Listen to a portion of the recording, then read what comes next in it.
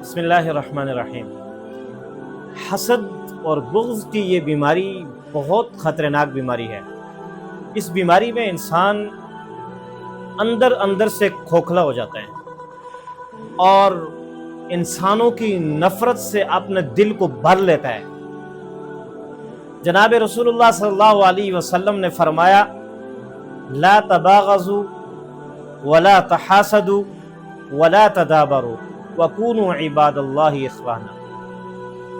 فرمایا آپس میں بغض نہ رکھو، حسد نہ کرو اور ایک دوسرے سے برحمی نہ کرو، اور فرمایا اے اللہ کے بندو وَكُونُوا عِبَادَ اللَّهِ إِخْوَانًا، اے اللہ کے بندو آپس میں بھائی بن کر رہو۔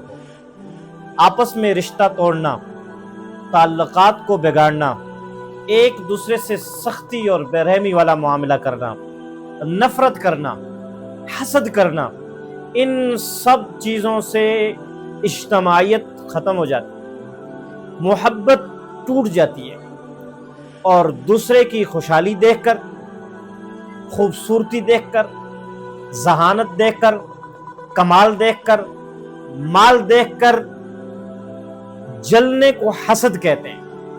حسد کرنے والا ہمیشہ دوسروں کی خوشحالی دیکھ کر دوسرے کو ذلیل اور رسوا کرنا چاہتا ہے، لیکن اس کا کچھ نہیں کر سکتا۔ وہ اس حسد کی آگ میں خود ہی جلتا رہتا ہے، اور یہ حسد کی آگ میں جلنا دنیا کی سزا ہے، آخرت کی بہت بڑی سزا ہے۔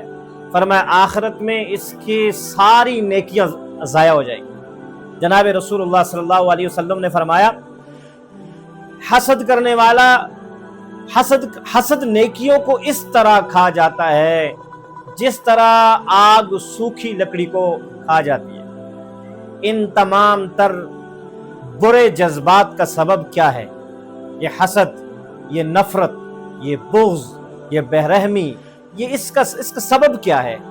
اس کا سبب اپنی ذات کی بڑائی، اس کا تصور کہ میں بڑا ہوں، میرا عہدہ ہے، میرا مال ہے، میرا جاہ و جلال ہے، میری برادری ہے، میرے بڑے تعلق، یہ جو میں ہے یہ تکبر کی علامت، اور تکبر اپنے آپ کو بڑا سمجھنا اور دوسروں کو کمتر سمجھنا، یہ انتہائی خطرناک بیماری ہے۔ جناب رسول اللہ صلی اللہ علیہ وسلم نے فرمایا، وَكُونُوا عِبَادَ اللَّهِ إِخْوَانًا، اے اللہ کے بندو تم بھائی بن کر رہو، تم میں سے کسی کو دوسرے پر کوئی حقیقت میں بڑائی نہیں ہے، سب اللہ کے بندے ہیں، اور آپس میں بھائی رہو۔